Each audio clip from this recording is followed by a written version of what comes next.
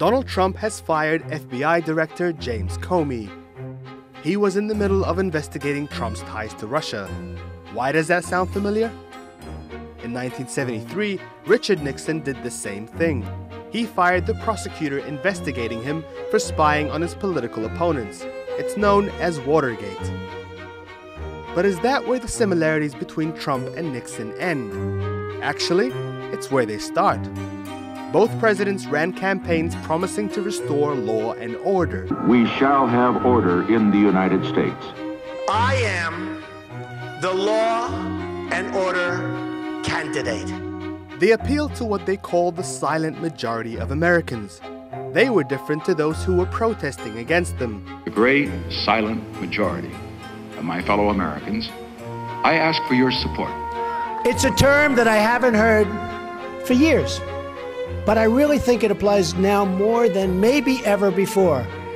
And that's the term, the silent majority. Have you all heard that? The forgotten Americans. The forgotten Americans. The forgotten men and women of our country will be forgotten no longer. They both took aim at the media. I have never heard or seen such outrageous, vicious, distorted reporting. Don't get the impression that you arouse my anger.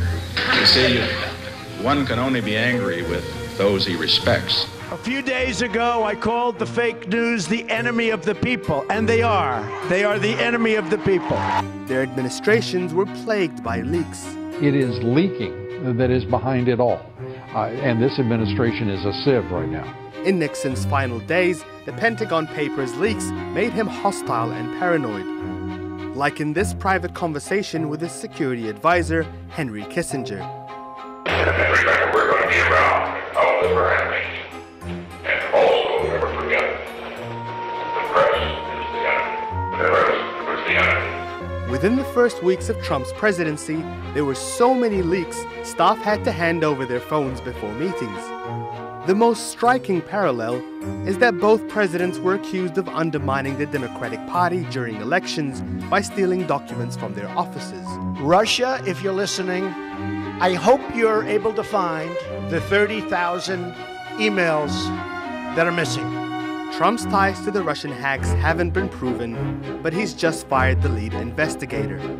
I was going to fire Comey. My decision. It was not... You had made the decision before they came in the room. I was going to fire Comey.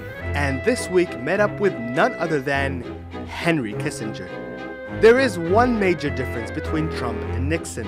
While they're both Republicans, in 1973 the Democrats controlled Congress and pushed to impeach Nixon, leading to his resignation. Some Democrats say Trump is heading down that track, but it's the Republicans who are now in control, and this could make all the difference. Is Trump the new Nixon? And is Russian hacking the new Watergate?